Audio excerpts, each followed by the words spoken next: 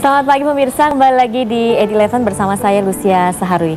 Pemirsa, kita baru saja memperingati Hari Bumi yang oleh masyarakat dunia diperingati setiap tanggal 22 April sebagai momen untuk mengingatkan kembali agar semua pihak merawat dan mencegah kerusakan bumi dan ekosistemnya.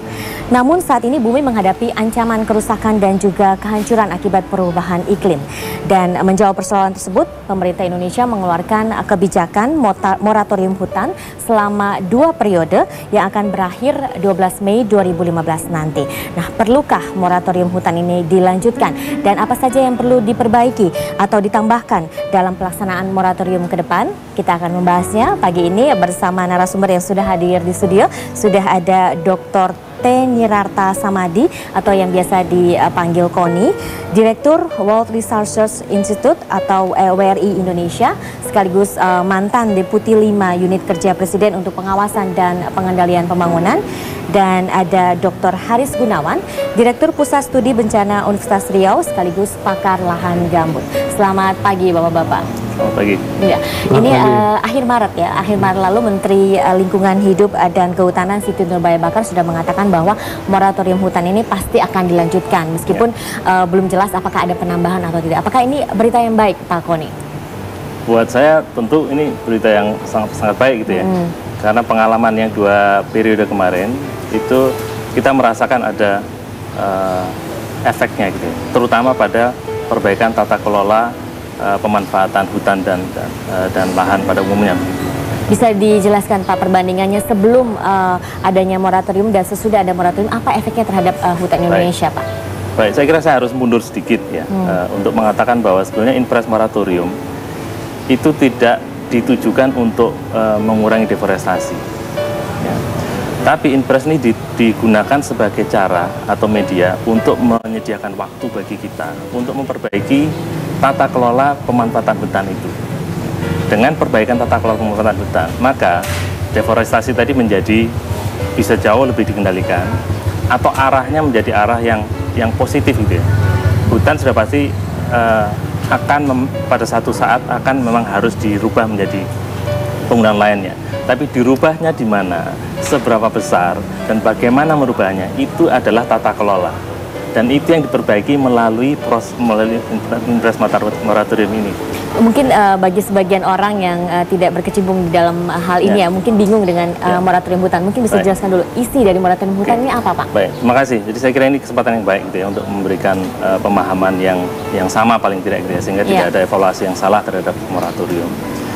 Jadi moratorium ini adalah mengatur atau meregulasi agar tidak ada penerbitan izin baru pada wilayah-wilayah hutan alam primer dan gambut. Ya, jadi tidak boleh ada izin-izin baru di situ. Nah, apakah izin yang lama bisa dijalankan? Ya tentu bisa. Ya. Nah, apa yang di wilayah hutan alam primer itu sendiri? Hutan alam primer adalah hutan alam yang sama sekali belum tersentuh oleh manusia, gitu ya. Yang menyimpan banyak sekali kandungan karbon, keanekaragaman hayati dan seterusnya. Ya. Gambut juga demikian. Gambut ini menyimpan karbon yang sangat besar, sehingga kalau dia dimanfaatkan apapun bentuknya, apakah dia menjadi sawit, kebun sawit dan seterusnya, dia akan rilis karbon itu, dan itu yang menyebabkan pemanasan global menjadi tinggi. Gitu. Nah, ini yang dicoba dilindungi, ya, di dalam proses moratorium tadi, dan dibangunlah tata kelola agar memanfaatkannya itu menjadi jauh lebih benar, bertanggung jawab dan memperhatikan betul aspek-aspek lingkungan hidup dan keberlanjutan itu sendiri. Oke, tadi Pak Koni sudah mengatakan bahwa pada saat moratorium ini maksudnya tujuannya untuk memberikan istirahat atau jeda begitu ya Pak. Tapi apakah berlangsung pemulihan juga? Pemulihan terhadap hutan? Iya. Ya, baik. Jadi saya kira pada wilayah moratorium ini adalah wilayah yang hutan alam primer. Nah, kalau hutan alam primer tidak diapa-apakan memang tidak ada proses pemulihan. Nah, oleh karena itu ini yang sebenarnya idealnya ya, harus dilakukan pada periode berikutnya ya. Saya agak maju sekarang. Ya. Idealnya pada tahap berikutnya adalah hutan alam yang bukan primer, ya, hutan alam yang sekunder. Yang artinya baru ada intervensi sedikit dari manusia, gitu. Baru dibuka jalan setapak sedikit atau baru dipotong pohonnya secara selektif dan seterusnya. Nah, ini yang harusnya juga masuk di moratorium. Karena ini yang kemudian terpulihkan manakala dia tidak diganggu. Gitu ya. Tadi kan menanyakan apakah terjadi pemulihan? Ya. Kalau dalam wilayah moratorium tidak akan terjadi, hanya akan terjadi jika wilayahnya ditambah dengan hutan alam yang sekunder, yang baru rusak sedikit dan butuh waktu untuk dia tumbuh kembali. Atau mungkin hutan lindung begitu yang sudah dimasuki oleh manusia. Persis. Ya, jadi hutan lindung dan hutan konservasi itu sebetulnya secara hukum dia sudah dilindungi, ada aturannya sendiri. Gitu. Ya. Tapi kita tahu bahwa cukup banyak hutan Taman Nasional misalnya sebagai bagian dari hutan konservasi yang dimasuki oleh kebun sawit gitu ya, diperjualbelikan dan seterusnya. Ya. Nah ini yang dengan moratorium ini kemudian ditangani, gimana sih sebaiknya? Apakah kalau sudah ada masyarakat yang hidup di situ tetap harus dilindungi, tetap harus masuk dalam hutan konservasi, atau harus ada mekanisme baru untuk meng-acknowledge itu ya, untuk mengakomodasi sehingga manusia tetap bisa hidup, ya, tapi hutan yang ada di dalam hutan konservasi tadi juga tetap terjaga gitu. Oke. Ya. Nah, kalau bagaimana dengan hutan dan lahan gambut, Pak Haris? Ya, hutan yang ada di gambut itu lebih mendapat perhatian khusus ya, karena memang ada dua karakteristik yang harus dipahami ketika kita berbicara hutan gambut misalnya. Salah satunya itu kita harus mempertimbangkan di situ tempat air yang begitu luar biasa. Yang kedua bicara tentang global warming, di sana tempat penyimpanan karbon. Artinya moratorium ini juga harus menyentuh aspek fundamental dari bagaimana kita mendesain tata kelola hutan alam primer di gambut, yang kalau kita bicara setting Riau misalnya itu separuh lebih dari provinsi itu ada gambut di sana. Gambut ya, Pak ya. Nah, apa ada dampak yang sudah dirasakan dengan sebelum adanya moratorium dan sesudah adanya moratorium, Pak? Ya, kalau dampak signifikannya barangkali belum terlalu ya, tetapi setidaknya moratorium adalah salah satu tools, salah satu alat bagi kita untuk bisa melakukan evaluasi minimal. Sebenarnya apa, kita ada di mana, kemudian kita mau kemana gitu. Dan ini yang kemudian perlu kita mempertimbangkan dan merekomendasikan moratorium yang ketiga ya, yang 2015 ini kita teruskan begitu. Karena kalau ini tidak ada instrumen atau alat ini, saya punya hipotesis akan lebih mudah orang atau kelompok-kelompok tertentu untuk memanfaatkan itu gitu, yang tidak mempertimbangkan karakteristik dari ekosistem hutan rawa gambut itu. Oke, yang jadi pertanyaan juga Pak, kita selalu mendengar setiap tahun ya hutan atau lahan gambut di Riau ini sering terbakar begitu Pak. Apa sih sebenarnya penyebabnya Pak? Ya, kalau kita bicara penyebab itu merupakan akumulasi dari faktor permasalahan hulu dengan hilir. Permasalahan hulu, kita berbicara tentang karakteristik utama dari ekosistem gambut. Gambut itu ada karena ada air. Nah, ketika kemudian pendekatan pembangunan tidak terlalu mempertimbangkan karakteristik atau watak alami dari ekosistem ini, salah satunya misalnya harus dikeringkan, dibuat kanalisasi, maka ini akan menjadi rawan bahan bakar biomas, dan orang akan dengan mudah untuk melakukan misalnya pembakaran atau terbakar lokasi itu. Jadi itu hulunya, karena ada pendekatan pembangunan yang begitu masifnya dengan pendekatan pengeringan atau kanalisasi. Yang kedua, kalau kita lihat hilirnya juga dinamika sosial yang kalau kita bicara Riau sangat dinamis sekali. Jadi dua hal ini yang menurut saya harus dilihat juga ketika kita bicara persoalan penyelesaian tuntas kalau asap misalnya. Iya. Jadi bagaimana supaya pembangunan ini sejalan juga dengan penjaga atau terjaganya pelindungan hutan begitu ya Pak ya. Baik, kita masih akan membahas ini lebih lanjut, tapi kita break dulu pemirsa, jangan beranjak dulu, kami akan kembali dengan perbincangan terkait moratorium hutan di Indonesia sesaat lagi.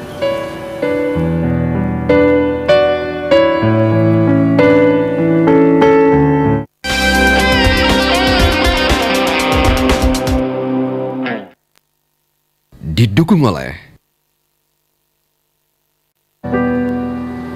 Ya, Ya, masih di 8-11 pemirsa, Indonesia termasuk salah satu negara penghasil emisi karbon dunia yang besar akibat deforestasi dan juga degradasi hutan, dan sebanyak 50% sumber emisi ini berasal dari kerusakan hutan, terutama kebakaran lahan gambut. Tadi kita sudah bahas tentang kebakaran lahan gambut ini ya Pak Haris nih. Ada upaya apa yang bisa dilakukan untuk mencegah kebakaran lahan dan hutan gambut di Riau khususnya nih? Ya, yang jelas kita memang harus berbicara ketika kebakaran itu sudah konsep atau filosofi pendekatannya pencegahan.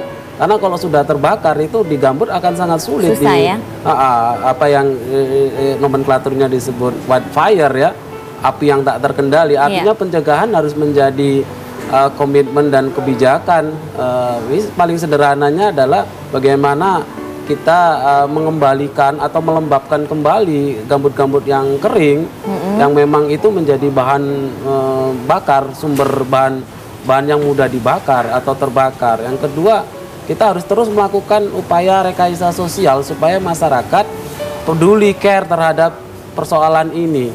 Dan yang ketiga ya peran para pihak, pengusaha dan pemerintah untuk bagaimana mencegahlah filosofinya. Kalau ketika sudah terbakar yang akan sulit sekali di lahan gambut. Nah, mengembalikan supaya kembali ke kondisi yang basah begitu itu gimana Pak caranya? Ya, sangat simpel ya. Sekarang kita sudah Pak Presiden datang ke Riau sudah memberikan message, ada penyekatan kanal sehingga air-air yang selama ini langsung mengalir ke sungai alam, ke laut terhambat sementara, itu jeda juga gitu. Jadi sehingga air terisi kanal-kanal yang ada itu juga ketika kalau terjadi kebakaran juga ada sumber-sumber air untuk dengan mudah melakukan pemadaman. Selain juga gambut akan menjadi lebih baik. Jadi ini lebih ke sistemnya juga ya Pak ya? Iya. Oke, nah Pak Koni, apa sih faktor utama sebenarnya penyebab terjadinya deforestasi dan juga degradasi hutan di Indonesia nih Pak? Faktor utama saya kira keinginan kita untuk menumbuhkan ekonomi kita gitu ya.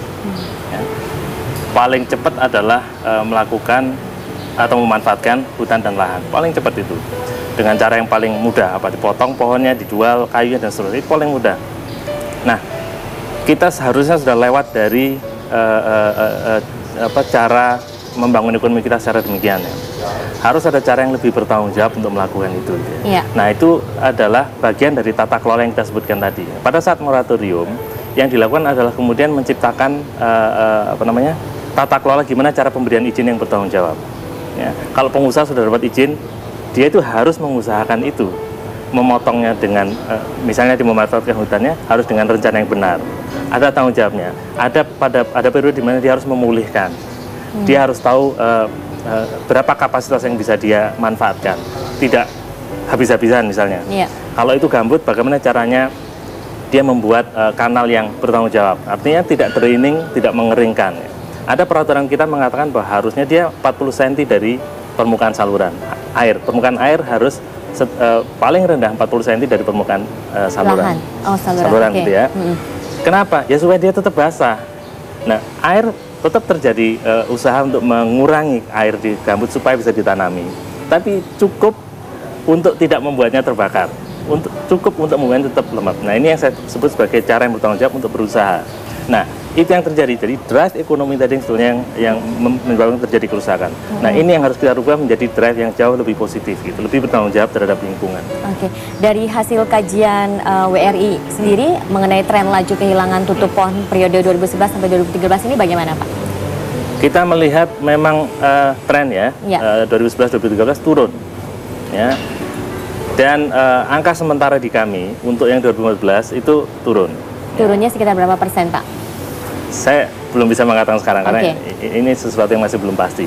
Yang mau saya sampaikan adalah begini, memang 2011-2013 itu trennya turun, tapi kita belum boleh seneng duluan istilahnya gitu ya. Ya turun, tapi jangan-jangan yang kebetulan gitu ya. Atau mungkin karena juga pelemahan ekonomi begitu ya Pak? Atau mungkin karena pelemahan ekonomi ya.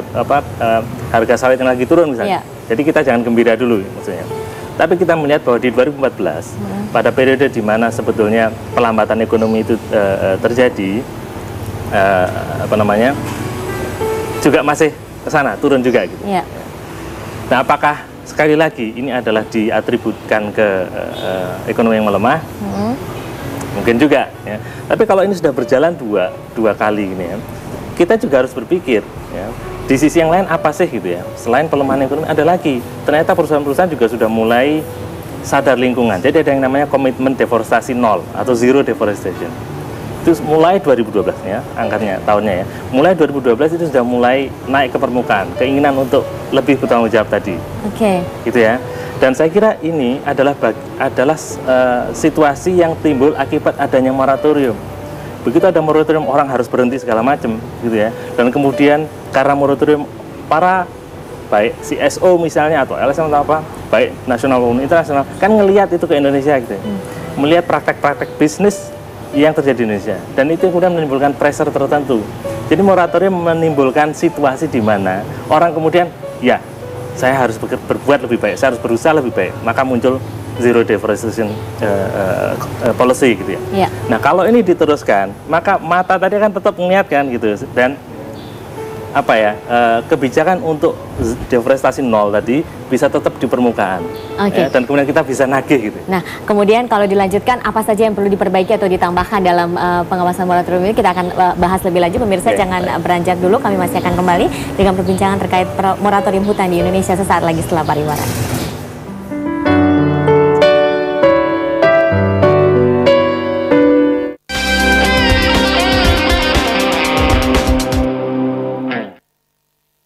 Didukung oleh Ya, kami masih berbincang tentang pentingnya melanjutkan moratorium hutan di Indonesia bersama narasumber yang sudah ada di sini, Pak Haris.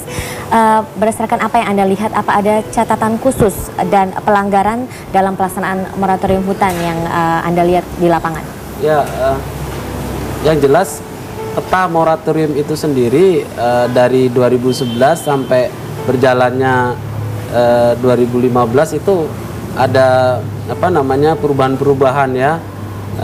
Kita inginnya perubahan yang dimaksud itu perubahan yang memperkuat dari filosofi moratorium itu adalah untuk perbaikan tata kelola hutan dan gambut, tapi kenyataan di lapangan itu tambah menyempit gitu ya. Artinya misalnya luasan peruntukannya gitu. Kalau kita lihat pengalaman seperti itu, maka moratorium yang akan diperpanjang atau kita perjuangan untuk diteruskan ini adalah bagaimana kalau ada review dari peta moratorium itu, di spiritnya atau filosofinya bukan untuk dikurangi, kalau perlu ya ditambah gitu loh, sehingga kita punya perbaikan ekosistem hutan alam primer dan gambut yang signifikan. Kalau tidak ya semakin berkurang.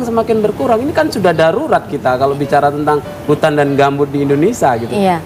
Jadi seperti tadi kata Pak Koni bahwa jangan hanya hutan primer saya, tapi kalau bisa hutan sekunder juga, begitu ya? Iya, barangkali itu juga termasuk misalnya aspek kita kan bicara misalnya existingnya kawasan-kawasan yang di moratorium itu kan kawasan degradasi sebenarnya gambut. Jadi harus ada klausul atau pasal yang menyebutkan harus ada upaya perbaikan atau pemulihannya, dikembalikan dengan watak alami dari gambut misalnya atau hutan misalnya dengan beraneka ragam jenis spesiesnya gitu. Oke, kalau dari segi sanksi mungkin bagaimana Anda melihat, apakah perlu ada sanksi terhadap mereka yang melanggar moratorium? Saya pikir pengalaman 1-2 itu kalau memang menjadi kunci untuk perbaikan, saya pikir itu harus dibunyikan sanksi itu. Karena gimana pun harus ada reward dan harus ada punishment gitu. Itu imbang seperti itu. Tapi kenyataannya di lapangan memang masih banyak begitu ya Pak, pelanggaran Pak? Ya, kita ngelihat seperti itu, terutama pada aspek peta moratorium yang seharusnya sekian kemudian menjadi digunakan untuk bukan kepentingan moratorium atau lebih kepada untuk kepentingan pemanfaatan untuk misalnya kalau di Riau ya untuk perkebunan begitu, perkebunan sawit misalnya seperti itu. Ya itu juga yang dikatakan oleh beberapa orang bahwa moratorium ini belum efektif melindungi hutan karena pada waktu yang sama juga terjadi penerbitan izin untuk industri. Bagaimana Pak Koni? Baik, jadi izin yang terbit sudah pasti, ya, paling tidak ini pemahaman saya sampai saat ini sudah pasti dilakukan di luar wilayah moratorium. apa yang dikerjakan, yang saya tahu dikerjakan oleh teman-teman di kehutanan, ya, mereka mencermati juga di teman-teman di KLHK ini mencermati perubahan yang terjadi di dalam wilayah moratorium, ya, dan mereka menemukan bahwa semakin kecil terjadi perubahan di dalam wilayah moratorium. Artinya apa? Orang nggak berani lagi sudah menerbitkan izin sembarangan, gitu ya. Mereka menerbitkan pada wilayah yang tidak di moratorium. Bahkan ada izin-izin, ada pengajuan izin yang begitu dilihat di peta di daerah perbatasan, gitu ya, dia khawatir ini saya yang melanggar moratorium nggak, terus dia tanyakan kepada KLHK. Nah, KLHK kemudian menyebutkan bahwa oke, Anda di dalam sehingga tidak boleh, atau di luar sehingga boleh. Jadi ya proses yang seperti itu tetap ada, tapi tidak lagi di dalam lingkup wilayah moratorium. Dan memang kalau dilanjutkan ini perlu ada tambahan atau diperbaikan. Saya kira ya, saya kira tadi Ibu mengatakan soal pemulihan. Ya. Saya senang sekali dengan istilah itu, ya. Nah, kalau kita mau memulihkan hutan, dan itu yang harusnya kita lakukan karena hutan kita semakin kecil, gitu ya, adalah dengan memasukkan hutan sekunder di dalam wilayah moratorium. Hutan ini kalau kita lihat fisiknya bagus,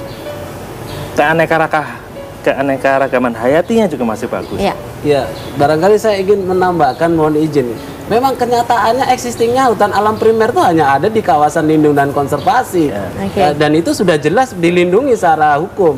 Jadi memang betul ketika ada perpanjangan moratorium itu ada konsep-konsep gagasan yang melihat existingnya begitu. Dan salah satunya yang disampaikan Pak Koni tadi. Itu, ya. Baik, kita berharap pembicaraan kita pagi ini bisa menjadi inspirasi, ya Pak, terutama buat pemerintah untuk memberikan penambahan dalam moratorium hutan ke depan, supaya hutan kita terjaga dan terlindungi untuk anak cucu kita juga nantinya. Baik, terima kasih Pak Koni dan juga Pak Haris untuk perbincangannya. Pemirsa, demikian pembincangan kami dalam 8-11. Jangan beranjak dulu karena 8-11 masih akan kembali setelah headline news pukul 11 waktu Indonesia Barat. Saya Lucia Sari undur diri, sampai jumpa.